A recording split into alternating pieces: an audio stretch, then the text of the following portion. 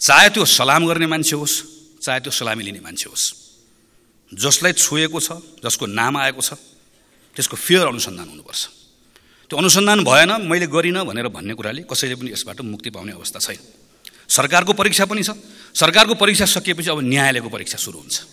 यी ठुला बडालाई चाहिँ कानुनी नलाग्ने, प्रधानमन्त्री ज्यूका विरुद्धमा पनि फौजदारी कसुरको मुद्दा छ, त्यो मुद्दा कहीँ पनि हलचलै नहुने, अनि चाहिँ सर्वसाधारण नागरिकले चाहिँ प्रहरीलाई आँखा झिम्काका भरमा चाहिँ लगेर कुटी कुटी तपाईँको जेल हाल्ने, यो मेरो केसमा पनि तपाईँको सुर्खेतमा बोलेकै भरमा मलाई आक्रमण गरेर तपाईँको जेल हाल्ने। आज यो संसदमा उभिँदै गर्दा म त यो रेस्लिङ क्लबमा आए जस्तो पो महसुस भयो। यो एउटा उतापट्टि बस्ने यतापट्टि गाली गर्ने, यतापट्टिको दाइहरूले उताको बाउलाई गाली गर्ने, बाबा पक्षीहरूले दाइलाई गाली गर्ने, यो परम्पराले संसदमा अहिले पनि एक दिनमा 10 लाखभन्दा बढी खर्च हुन्छ संसद चलाउँदा। फेरि पूर्व प्रधानमन्त्रीहरू आउने, हामीले पहिला कस्तो हुन्थ्यो भने महाभारत यसो सुन्न जाँदाखेरि त्यो सुन्थ्यौँ, हामीले सिरियल सुन्दाखेरि बोर लाग्ने जसरी 2-3 घण्टासम्म तपाईँको भाषण ठोकै गर्ने।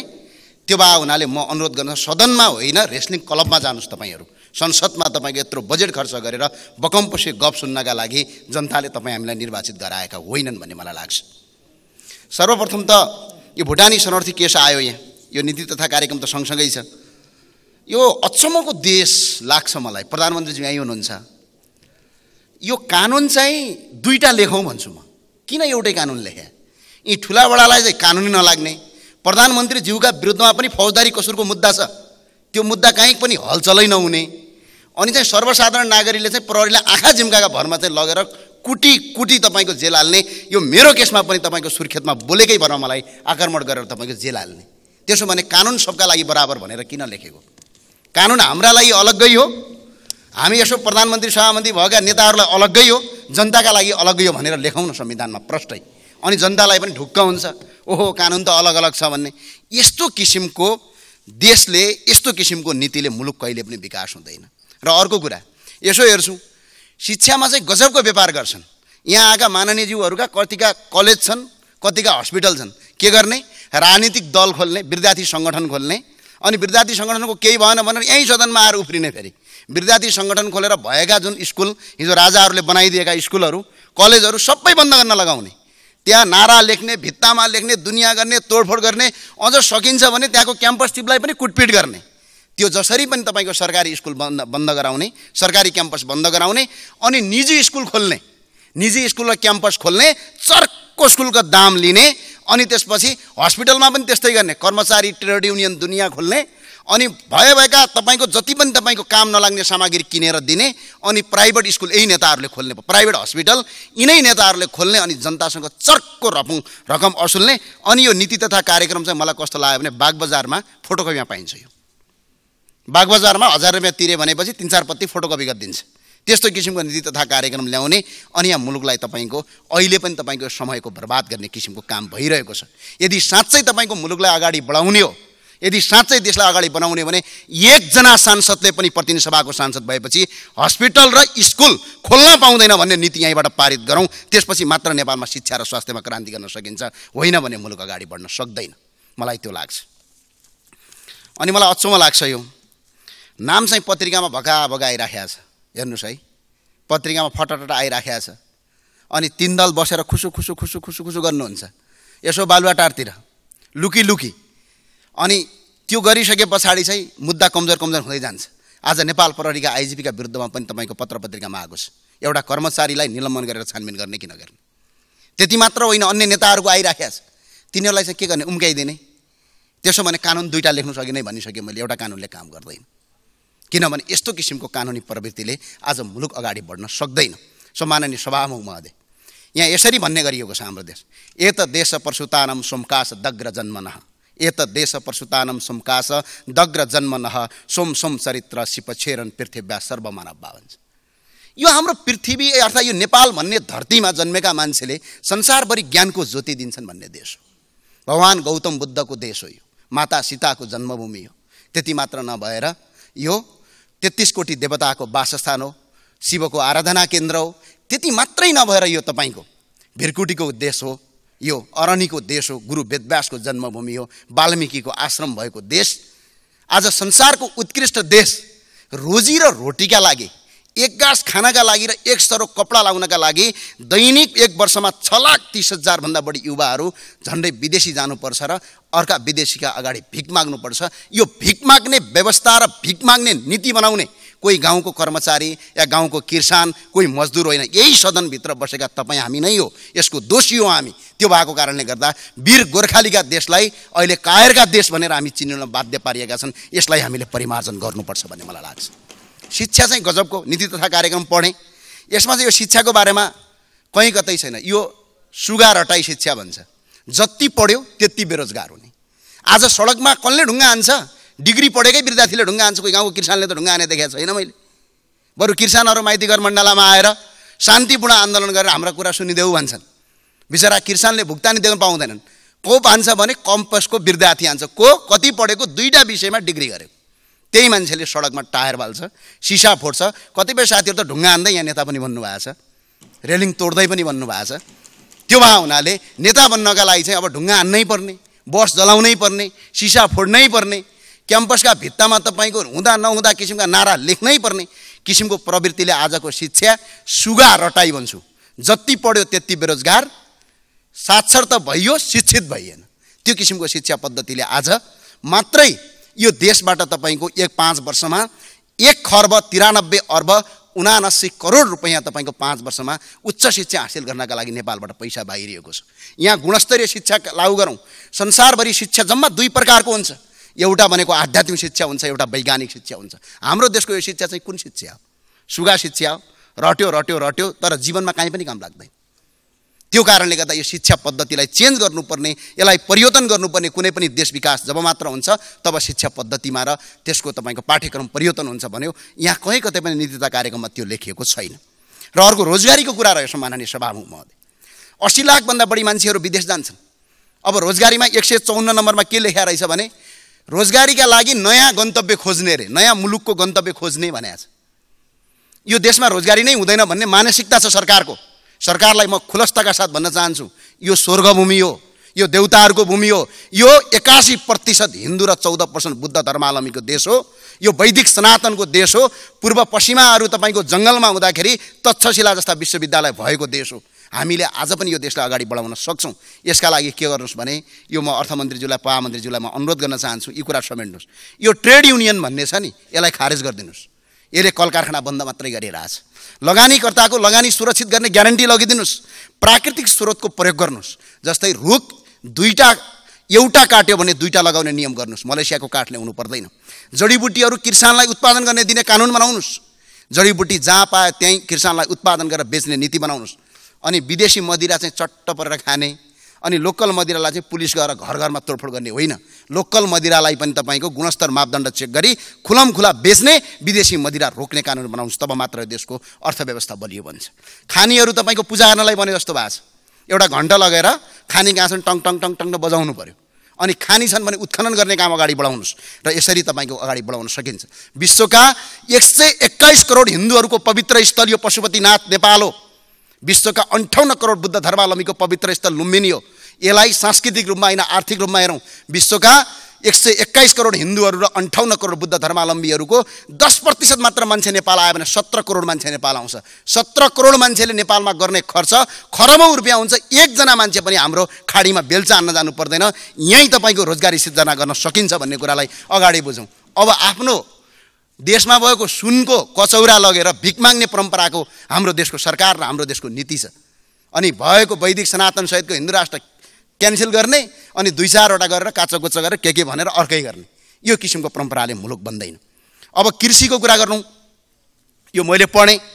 त्यो पढ्दै जाँदाखेरि त हिजो हाम्रा बाजे बडाजुले जसरी तपाईँको कृषि गर्नुहुन्थ्यो आज पनि हामी त्यही गरिरहेछौँ। खै आधुनिक कृषिको कुरा।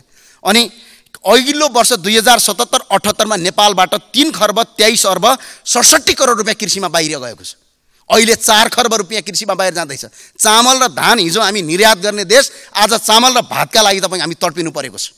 यो अवस्थामा किसानलाई किसानलाई धेरै ठुलो काम गर्छु भने लेख्या यहाँ त कहीँ पनि देखिन। केही गर्नु पर्दैन। म एउटा सुझाव दिन चाहन्छु, रचनात्मक सुझाव। बिचौलियाको अन्त्य गर्नुहोस् कृषिमा अनुदान कटौती गरौँ। यो पार्टीका कार्यकर्ता पाल्ने मात्रै भयो। मेरो जुम्ला जिल्लातिर त कर्णालीतिर गएको त को सरकार छ त्यही पार्टीको कार्यकर्तालाई करोडौँको अनुदान दिने त्यो किसान पनि हुँदैन। अस्ति एक दिन चेक गर्न गएको 11वटा गोबी ला रहेछ 70 लाख रुपियाँ लगेछ। ल हेर्नुस् त, त्यस्तो किसिमको प्रवृत्तिले आज मुलुक धराशयी भएको छ। कृषि उत्पादनको किन्ने र बेच्ने जिम्मा सरकारले लिनुपर्छ। नेपालमा उत्पादन हुने कृषिजन्य वस्तुहरू विदेशबाट आयात रोकिनुपर्छ। भूमि बाँझो गर्नेलाई कानुनी कारबाही गरौँ। तर आज पनि हेर्नुस् त 10 रुपियाँ किलो टमाटर किसानले बेच्न पाएको हुँदैन, हामी 60 रुपियाँ किलो खान्छौँ। हामीले सस्तो पनि किन्न पाउँदैनौँ, किसानले त्यो मूल्य पनि पाउँदैन। अनि बिचौलियाले करोडौँ लाखौँ रुपियाँ तपाईँको हजारौँ प्रतिशत तपाईँको महँगो गर्छ। त्यो भएर बिचौलियाको अन्त्य गर्नका लागि सरकारले किन्ने र बेच्ने जिम्मा, किसानलाई किसान मात्रै बनाउन, किसानलाई किन व्यापारी बनाएको? किसानले त उत्पादन गर्ने हो। आज त किसान पनि हुनु पर्यो, व्यापारी पनि हुनु पर्यो। त्यो भएर यो देश धराशय भएको 4 खर्ब रुपियाँ विदेश जानबाट रोकिन्छ भने प्रधानमन्त्रीज्यू यो काम चाहिँ अगाडि नीति तथा कार्यक्रममा राख्नुभयो भने तपाईँ हामी सबैको भलो हुन्छ र यो देशको भलो हुन्छ भन्ने कुरा मलाई लाग्छ। अब खेलाडीको कुरा गरौँ। गजबको देश यो देश र यो संसारमा यदि राष्ट्र नेपाललाई यदि कसैले चिनाउँछ भने हामी जस्ता राजनीतिज्ञले चिनाउँदैनौँ। हामीहरूको त इमेज छ त, फटासटा के भनेर दुनियाँले लेखिराखेका छन्। हाम्रो इमेज त छैन। यदि यो देशको इमेज यदि कसैले बचाउँछ भने त्यो खेलाडीले बचाउँछ। खेलाडी बलियो भयो भने देश बलियो हुने हो। खेलाडीले राम्रो पर्फर्म गर्यो भने अर्थात् खेलाडीलाई अगाडि बढाउन सक्यो देशमा। तर अघिल्लो वर्षको बजेटमा 0.13% बजेट खेलाडीलाई रहेछ भने अहिले मिनिमम 2% जति बजेट लिनुपर्ने भन्ने छ। उही यो कस्तो लाग्छ भने मलाई यो ग्रन्थ पढे जस्तो उही फोटोकपी अनि ल्याएर यो थमथमाइदिएको छ। 4-5 दिन सदन चलाएको छ। यो बेकारको समय बर्बाद भइराखेको छ। त्यो कारणले गर्दा यसमा खेलाडीको बजेट बढाइयोस्। अब चलचित्र भनेको के हो? धेरैलाई लाग्दो यो मनोरञ्जन मात्र होइन। चलचित्र भनेको हाम्रो धर्म, संस्कृति, परम्परालाई अन्तर्राष्ट्रिय जगतमा चिनाउने एउटा माध्यम हो। तर आज चलचित्रमा यो अघिल्लो वर्षमा मात्रै 132वटा तपाईँको विदेशी फिल्महरूले नेपालमा फिल्म प्रदर्शन गरे। त्यसबाट 90 करोड रुपियाँ विदेश गयो। हामी अन्य देशको जस्तो नेपालमा पनि गरौँ न, कोटा सिस्टम लागू गरौँ। कतिवटा चलचित्र एक वर्षमा विदेशी लाग्न पाउने नियम गरौँ। नेपाली चलचित्र क्षेत्रको उत्थान मात्र होइन, हाम्रो धर्म, संस्कृति र परम्पराको पनि अन्तर्राष्ट्रिय जगतमा प्रचार हुन्छ र चलचित्र क्षेत्रबाट पनि लाखौँ मान्छेले रोजगारी सिर्जना गर्न सक्छन्। यो नीति तथा कार्यक्रममा लेखौँ। यसमा किन कन्जुसाइ गरेको? अर्को कपडा हेर्नुस् त। अब प्रधानमन्त्रीजीलाई त धन्यवाद पनि दिन चाहन्छु। अस्ति नेपाली कपडामा आउनुभएको थियो, बडा खुसी लाग्यो मलाई। तपाईले यो परिवर्तनका लागि म विशेष धन्यवाद दिन चाहन्छु। अब अरूले पनि लगाउनु होला भन्ने लाग्छ मलाई। यो नेपाल भन्ने देश हो, हामी नेपाली हौँ। हाम्रो जात एउटा मात्रै छ, त्यो नेपाली हो। देश एउटा मात्रै छ, त्यो नेपाल हो। यहाँभन्दा अर्को कोही हुनै सक्दैन। त्यो भए हुनाले कपडा करिब 3 खर्बको हामीले आयात गर्दा रहेछौँ। 3 खर्ब, अहिले त 4 खर्ब पुग्यो। यो नेपालका जति पनि सरकारी कर्मचारी र यहाँ भएका माननीय सांसदहरूलाई र सरकारी कर्मचारी, सेना, प्रहरी सबैलाई नेपालमा मात्रै बनेको स्वदेशी कपडा लगाउने कानुन आजबाट पारित गरौँ न। 4 खर्ब रुपियाँ यहीँ बच्छ। यसले तपाईँको 60 लाखभन्दा बढी मान्छेलाई रोजगारी यहीँ सिर्जना गर्छ। कोही पनि विदेश जानु पर्दैन। यो किसिमको नीति गरौँ। र यसमा चाहिँ एउटा अर्को कुरा छिराम, कपडा उद्योग खोल्नेलाई बिजुली, पानी र सडकको व्यवस्था गरौँ र कपडा उद्योगीहरूलाई शून्य कर 30 वर्ष 35 वर्षमा कर नलिने नियम बनाऊ न। अनि तपाईँहरू गइहाल्नुहुन्छ। यसो चुनाव आउँछ, भातृ सङ्गठनका कार्यकर्ताहरू चन्दा बोकेर अनि व्यवसायले चन्दा दियो भने ठिक, दिएन भने त बम पड्काइदिन्छु भनिदिन्छन्। बिचरा त्यो व्यवसायी आत्तलिँदै भागेर नेपालमा कपडा व्यवसाय गर्नुको सट्टा विदेशमा जान्छ। त्यसमा ट्रेड युनियन खोल्नु भएको छ तपाईँले। गोर्खाली रबर उद्योग बन्द 30 वर्षमा अघि धेरै काम गरेँ भन्नुभयो, गजबको काम गर्नुभयो। नेपालका 44वटा संस्थान बन्द गर्नुभयो। हिजो हामी भारत र बङ्गलादेशबाट काम गर्ने मजदुर नेपालमा ल्याउँथ्यौँ, अहिले भारत र बङ्गलादेशमा हामी भाडा मार्न जानु परेको छ। गजबकै काम भयो। हिजो 40 वर्ष अगाडि नेपालको अमेरिकन $1 बराबर 6 रुपियाँ 25 पैसा थियो हाम्रो मूल्य, हाम्रो करेन्सीको रेट। आज 132 रुपियाँ छ। यो पनि प्रगति नै हो, ठुलै प्रगति भएको छ। आज न्याय पाइँदैन। आज यस्तो किसिमको अवस्था छ। अब बिजुली चाहिँ बङ्गलादेशलाई बेच्ने भनेर नीति तथा कार्यक्रममा लेख्नु भएछ। ल, बङ्गलादेशमा बेच्नु पर्दैन, तपाईँले कर्णालीमा बेचिदिनुहोस्, हामी किन्छौँ, फ्रीमा पनि गर्दैनौँ। कर्णालीका 5वटा जिल्ला र तपाईँको उसमा गर्नुहोस्, कर्णाली प्रदेशमा गर्नुहोस्, हामी तपाईँलाई 1 रुपियाँ पनि निःशुल्क बाल्दैनौँ। त्यो भएको हुनाले वैदेशिक ऋणहरू पनि 21 खर्ब 54 अर्ब 12 करोड छ। त्यही भएर सम्माननीय प्रधानमन्त्री र सम्माननीय सभामुखज्यू सबैलाई मेरो अनुरोध छ, यो नीति तथा कार्यक्रम यो रेस्लिङ खेल्ने गेम जस्तो नबनाऊ र भ्रष्टाचारी अपराधीहरूलाई कानुनी कारबाही गरौँ। यो कारबाही गर्न कसले रोक्दो रहेछ हेरौँ। यदि यो रोकियो भने रापरबाले रचनात्मक सहयोग गर्छ। सडक र सदन दुईटै ठाउँबाट आन्दोलन गर्ने प्रतिबद्धता व्यक्त गर्दै यहाँबाट बिदा हुन्छु। हस्, धन्यवाद।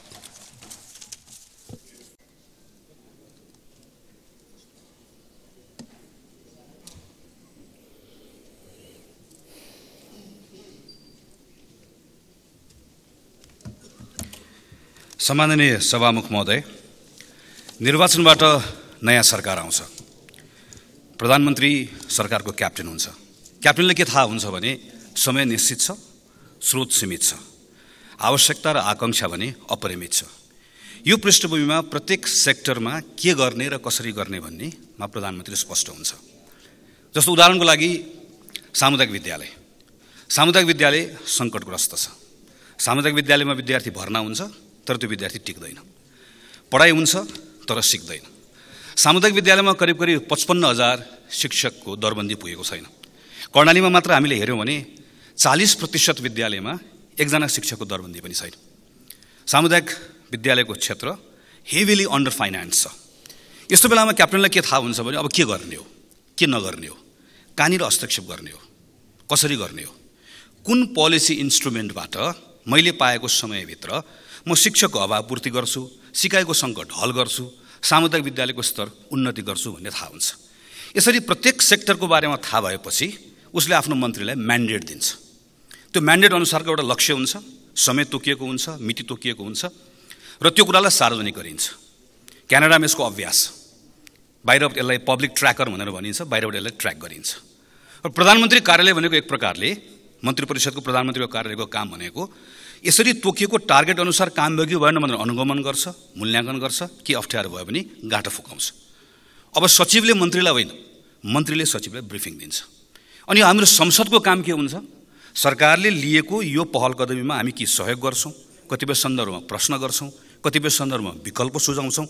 मूलतः हाम्रो भूमिका ओभरसाइट एजेन्सीको जस्तो हाम्रो भूमिका हुन्छ। वास्तवमा यस्तो हुनुपर्ने हो, यस्तो हुन सक्छ। तर हाम्रो सन्दर्भमा के हुन्छ? नयाँ सरकार आउँछ, प्रधानमन्त्रीलाई यसो भाषण सुन्दै गर्दाखेरि सबै कुरा थाहा भएको जस्तो लाग्छ, तर वास्तवमा थाहा हुँदैन। यो एक प्रकारको बयानबाजी मात्रै हुन्छ। के गर्ने, कसरी गर्ने भन्ने थाहा हुँदैन। त्यो थाहा नभएपछि मन्त्रीलाई पनि थाहा हुँदैन। थाहा नभए जब मन्त्री नयाँ जिम्मेवारी लिएर जान्छ, मन्त्रीलाई सचिवले ब्रिफिङ गर्छ। अनि केही दिन मन्त्रीले सचिवको कुरा सुनिसकेपछि अब मन्त्रीले बिस्तारै निर्देशन दिन थाल्छ र केही कुराको घोषणा गर्छ। त्यो निर्देशन र घोषणा पत्र-पत्रिकामा छापिन्छ। अनि त्यो छापिएको कुरा पढेर आएर अनि हामी संसदभित्र त्यो निर्देशन र घोषणाको वरिपरि प्रतिक्रियाहरू व्यक्त गर्छौँ, प्रश्नहरू व्यक्त गर्छौँ। हामी यसरी नै रुमलिरहेका छौँ। यही सन्दर्भमा हामीले नीति तथा कार्यक्रमलाई हेर्नुपर्छ। प्रधानमन्त्रीसँग भएको भिजन, त्यो भिजनका आधारमा नीति कार्यक्रमहरू हामीले बनाइरहेका छैनौँ।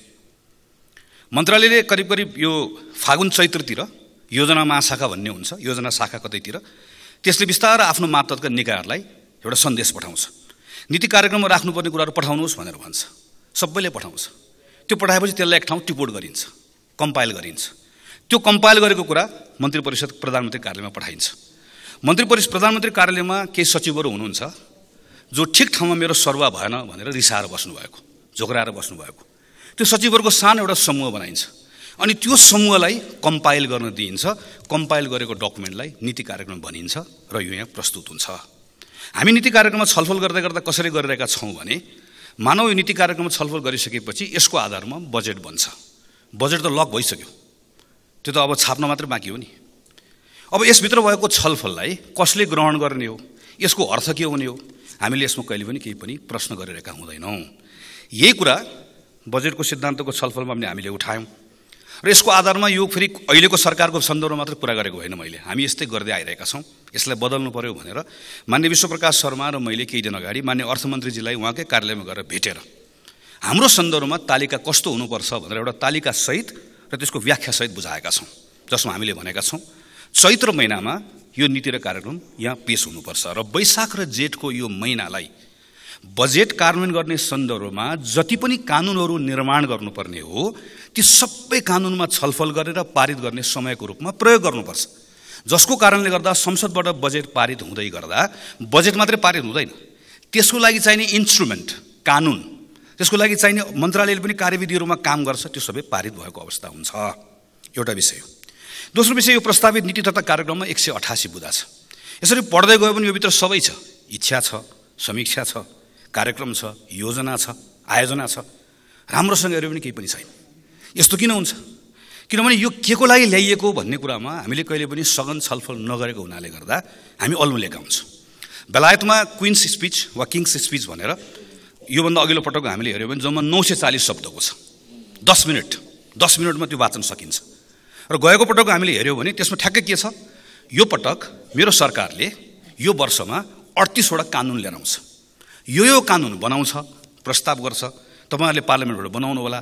यो कानुन किन बनाउने भनेर त्यसको उद्देश्य राख्छ र ठ्याक्क त्यो ल्याउँछ, 10 मिनटमा वाचन गर्छ, सकिन्छ। हाम्रोमा पनि त्यही थियो। 2048 सालमा तत्कालीन राजा वीरेन्द्रले वाचन गर्दै गर्दा जम्मा 24 वटा बुँदा मात्रै थियो र मूलतः नीतिको कुराहरू थियो। 2064 सालपछि हामीले के गर्यौँ, नयाँ गर्ने भन्ने सन्दर्भमा हामीले बिस्तारै कार्यक्रमको विस्तृतीकरण गर्यौँ र बिस्तारै सरकारको विज्ञापन गर्ने जस्तो यसलाई एउटा अस्त्र बनायौँ। नीति बनिसके पछाडि त्यसमा हाम्रो समस्या के हो, समस्याको हामीले पहिचान गर्ने, त्यसको लक्ष्य के हो, लक्ष्य प्राप्त गर्नको लागि चाहिने पोलिसी इन्स्ट्रुमेन्ट्सहरू के हो, यसरी हामीले यसलाई राख्यो भने मात्र यसको अर्थ हुन्छ, नभए अलमल हुन्छ। उदाहरणको लागि जस्तो बुँदा नम्बर 36 मा कृषि मन्त्रालयले के भन्यो, कृषि मन्त्रालयकैबाट आएको टिपोट हो त्यो कि बाँझो जमिनलाई प्रयोग गर्नको लागि मैले सामुदायिक खेती प्रणालीलाई प्रोत्साहित गर्छु भनेर भन्यो।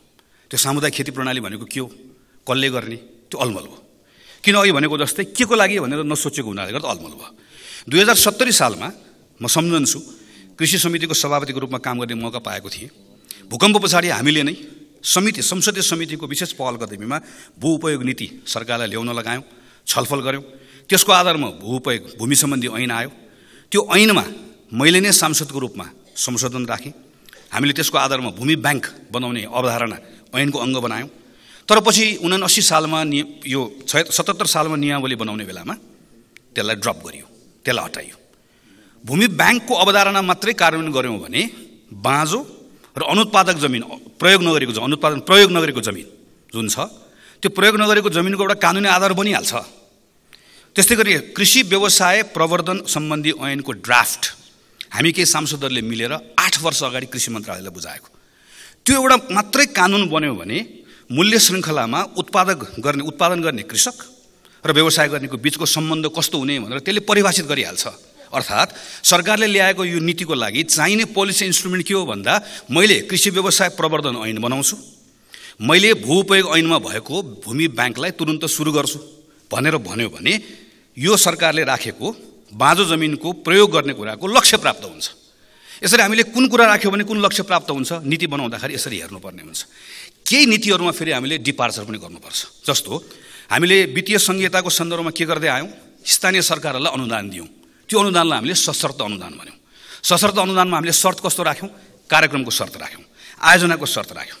अब अनुभवले हामीलाई के सिकायो, आयोजनाको शर्त राख्दै गर्दा हामीले अपेक्षा गरेको प्रतिफल प्राप्त भएन, अर्थात् यो नीतिले भनेको अनुसार काम भएन।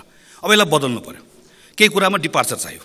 अब अहिले यसपालि हामीले के भन्यौँ, अब हामी वित्तीय संहिताको सन्दर्भमा खास गरिकन वित्तीय हस्तान्तरणको कुरालाई कार्य सम्पादनसँग जोड्छौँ। अर्थात् हामी कार्यक्रमका सन्दर्भमा होइन, उपलब्धिका सन्दर्भमा, आउटपुटका सन्दर्भमा, यो स्कुल बनाउने भनेर होइन, तिमीले सिकाइका सन्दर्भमा यो परिणाम दियो भने तिमीले यति अनुदान प्राप्त गर्छौ भनेर जान्छौ।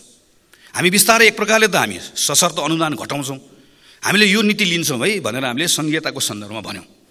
नीतिको डकुमेन्टले यसलाई यसरी के भन्यो भने एक ठाउँ राखेँ कि म यो नीति यो पटक बदल्दैछु। केही नीतिमा फेरि अभ्यास गर्दै गर्दा सोचेको कुरा नआएपछि परिमार्जन चाहिन्छ। जस्तो हामीले विद्युतीय सवारी साधनलाई प्रोत्साहन गर्ने नीति केही वर्षदेखि लियौँ।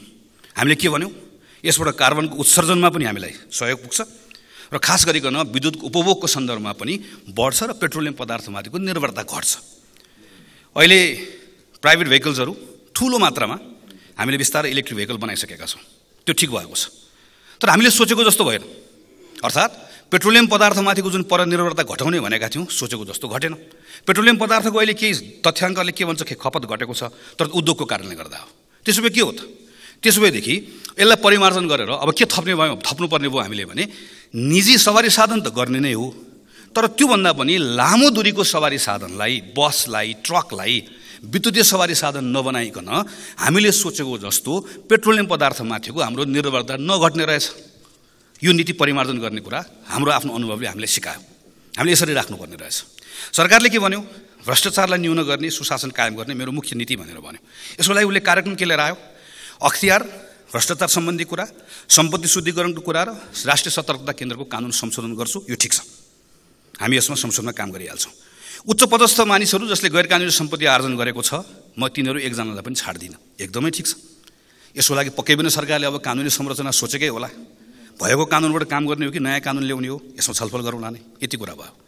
तर के यो केही उपचारात्मक कुराले मात्रै भ्रष्टाचारको यो विकराल समस्या सम्बोधन हुन्छ त? हुँदैन। यसको प्रिभेन्सनको साइड के होला त? हाम्रो निर्वाचन प्रणालीमा इमान्दार भएर हामीले भन्यो भने हाम्रो स्थानीय चुनावमा एउटा वडाको चुनावको प्रतिस्पर्धा हुँदै गर्दा त्यहाँभित्र कति खर्च परिचालन हुन्छ? हाम्रो निर्वाचन कति महँगो भएको छ? त्यो निर्वाचन महँगो हुने कुरा केसँग जोडिएको छ? हाम्रो निर्वाचन कानुनसँग जोडिएको छ, हाम्रो राजनीतिक दल सम्बन्धी कानुनसँग जोडिएको छ, दलको उम्मेदवार छान्ने तरिकासँग जोडिएको छ, दलको कोष पारदर्शी हुने कुरासँग जोडिएको छ। यहाँ गएर जोडिँदो रहेछ। हाम्रो निजामती प्रशासन, प्रहरी प्रशासनको इन्टेक हुने ठाउँमा जहाँ हामी भर्ना लिन्छौँ, पहिला त्यो करप्ट थियो, त्यसलाई अहिले हामीले सुधार्यौँ, लोकसेवाबाट सुधार्यौँ, प्रहरीबाट सुधार्यौँ, त्यो राम्रो भएको छ। तर यसको प्रमोसन, खास गरिकन प्रमोसनका सन्दर्भमा, त्यसै गरिकन कतिपय ठाउँमा चाहिँ हामीले यो खास गरिकन वृत्ति विकासका सन्दर्भमा हामीले हेऱ्यौँ भने त्यहाँभित्र व्यापक अनियमितताहरू छन्। एउटा भ्रष्टाचारको ठुलो जडी हो। अर्थात् त्यसो भएदेखि निजामती प्रशासनको कानुन, प्रहरी परिचालन सम्बन्धी कानुन अर्को विषय रहेछ, न्यायालयमा हुने राजनीतिक हस्तक्षेप बन्द गर्ने कुरा अर्को रहेछ, स्वार्थको द्वन्द्व सम्बन्धी कानुन बनाउने भनेर हामीले धेरै पटक भन्यौँ, त्यो बनाउने कुरा अर्को विषय रहेछ। यसरी हामीले हेऱ्यौँ भनेदेखि भने लोकसेवा आयोगको भूमिका बढाउने कुरादेखि लिएर प्रदेशलाई सञ्चालन गर्ने कुरासँग स्वार्थको द्वन्द्वको कानुनदेखि लिएर संवैधानिक निकायको नियुक्तिसम्मका विषयहरू एक ठाउँ जोडेर राख्यो भने मात्रै हामीले यो नीतिबाट भ्रष्टाचार न्यून गर्छु, सुशासन कायम गर्छु भनेको लक्ष्य प्राप्ति हुने रहेछ। न कि हामीले अख्तियार बलियो बनाउँछु, 2-3 काम गर्छु भनेर मात्र नहुने रहेछ। यो सँगै अर्को सामाजिक पक्ष हामीले हेऱ्यौँ भनेदेखि भने शिक्षा र स्वास्थ्य, यो दुईटा यस्तो क्षेत्र हो, शिक्षा र स्वास्थ्यमा चाहे त्यो राजनीतिक कर्मी हुन्, चाहे त्यो यो निजामती सेवाका हुन्, प्रहरी प्रशासन अड्डा अदालत जहाँका हुन्, हामीले भन्ने गरेको गुणस्तरीय शिक्षा, हामीले भन्ने गरेको स्वास्थ्य, गुणस्तरीय स्वास्थ्य, यो दुईटाको पहुँच सर्वसुलभ, अझ एक प्रकारले संविधानले गरेको कमिटमेन्ट, संविधानको वाचा अनुसार निःशुल्क गुणस्तरीय प्राप्त गर्ने हो भने यसले नेपालमा भ्रष्टाचारलाई कम गर्ने कुरामा कति ठुलो अर्थ राख्ला। यसरी हामीले कतिपय पोलिसीको लागि चाहिँ फेरि त्यसको अपेक्षा गरेको परिणाम प्राप्त गर्ने कुराका निम्ति हामीले कसरी हेर्नुपर्ने रहेछ भने एउटा पक्ष मात्र हेरेर नहुने रहेछ। मैले यो सन्दर्भ किन उठाएको भने म सरकारको ध्यानाकर्षण गराउन चाहन्छु, यो वर्ष यसरी नै आयो, यसलाई हामीले यसरी लियौँ, तर अर्को वर्ष पनि नीति कार्यक्रम यसै गरिकन आउने हो, बजेटको सिद्धान्तमाथि छलफल यसै गरिकन हुने हो भने मैले अरू मान्य सांसदहरूलाई पनि आग्रह गर्छु त्यस्तो बजेटको छलफलको सिद्धान्तको छलफलमा भाग नलिउँ, यस्तो नीति कार्यक्रमको छलफलमा भाग नलिउँ। यो सरकारको पनि समय बर्बादी हुन्छ, हाम्रो पनि समय बर्बादी हुन्छ। यसलाई बदल्नुपर्छ। बदल्ने तरिका छ, बदल्ने तरिका हामी मिलेर बदल्ने हो। मैले सरकारलाई यो गरिनस् भन्न खोजेको होइन, यो गरौँ भन्न खोजेको। हामीले भनेका छौँ, यहाँबाट सुझाव दिएका छौँ, यो सुझावलाई सरकारले ग्रहण गरोस्। के कानुनहरू प्रस्तावित गर्नुपर्ने छ, कानुनहरू बदल्नुपर्ने छ, कानुनहरू बदलौँ। संसदले पनि आफूले के कुरामा बदल्नुपर्ने छ, हामी पनि बदल्न तयार छौँ। यो ल्याउने समय पनि बदलिनु पर्यो, यो बनाउने तरिका पनि बदलिनु पर्यो, यसभित्र हुने अन्तर्वस्तु पनि बदलिनु पर्यो। यो बरु जम्मा 5 पेजको आओस्। तर सरकारले के भनोस् भने मैले यो कुराको लागि यो नयाँ कानुन ल्याउँदैछु, यो नीतिबाट मेरो अपेक्षा गरेको परिणाम आएर म बदल्दैछु, यो कुराको मेरो समग्रतामा म हेर्दैछु, यसरी आओस्। मेरो यसमा शुभकामना छ। सरकारले ल्याएको नीति कार्यक्रममा जे उद्देश्य राखेको छ त्यो सफलता प्राप्त गरोस्, मेरो शुभकामना छ। तर यो वर्षको छलफलबाट आउँदो वर्ष यसलाई सुधारोस् भन्ने कुरा म चाहन्छु। र अन्त्यमा सम्माननीय सभामुख महोदय, यो भ्रष्टाचार र सुशासन सम्बन्धी विषयका सन्दर्भमा भुटानी शरणार्थीको प्रकरण सरकारको अगाडि, हाम्रो अगाडि यसरी आएको छ कि मैले अस्ति भनेको थिएँ, यो विषयलाई राम्रोसँग यसले टुङ्ग्यायो भने सरकारको वाचारमा विश्वास हुन्छ। अहिले जसरी नामहरू आउन थालेको छ, एक प्रकारले लाज पनि लजाएको जस्तो भएको छ। को परेको हो, को नपरेको सुन्दा सुन्दै अलिपछि जाँदै गर्दाखेरि हाम्रो वरिपरि भएका, हामीले देखिरहेका, जिम्मेवारी लिइरहेका मानिसहरू एकपछि अर्को तानिँदै जाने हुन् कि भन्ने जस्तो लाग्न थालेको छ। तर यसमा सरकारको परीक्षा हेर्नुहोस्, परीक्षा छ। अनुसन्धान कसरी भइरहेको छ सबै नागरिकले हेरिरहेका छन्। चाहे त्यो सलाम गर्ने मान्छे होस्, चाहे त्यो सलामी लिने मान्छे होस्, जसलाई छोएको छ, जसको नाम आएको छ, त्यसको फेयर अनुसन्धान हुनुपर्छ। त्यो अनुसन्धान भएन, मैले गरिनँ भनेर भन्ने कुराले कसैले पनि यसबाट मुक्ति पाउने अवस्था छैन। सरकारको परीक्षा पनि छ। सरकारको परीक्षा सकिएपछि अब न्यायालयको परीक्षा सुरु हुन्छ। न्यायालयले पनि अब यो विषयमा मैले न्याय गरेँ भनेर मात्र पाउँदैन, न्यायको अनुभूति हुनुपर्छ। यो राज्य विरुद्धको अपराधमा संलग्न भएको एक मान्छे, चाहे त्यो घरको मान्छे होस्, चाहे त्यो वार्दलीको मान्छे होस्, चाहे त्यो नेता होस्, चाहे त्यो नाता होस्, सलाम गर्ने होस्, सलामी लिने होस्, एकजना मान्छे पनि छुट्नु हुँदैन। दुधको दुध, पानीको पानी हुनुपर्छ। आम नेपाली नागरिकले चाहेको कुरा यही हो। सरकारले गरेको मान्य सदस्य समय सकियो। सरकारले गरेको अनुसन्धानको प्रक्रियाबाट फेयर भइरहेको छ भन्ने भयो भने सबैले वाहवाही गरेर राख्ने हो। तर कहीँ न कहीँ लकपकाएको छ भन्ने भयो भने विकल्पहरूको बारेमा खोजी हुन्छ, प्रश्न उठ्छ। म यसतर्फ पनि सम्माननीय सभामुख महोदय मार्फत सरकारको ध्यान आकर्षण गराउन चाहन्छु। धन्यवाद। मान्य सदस्य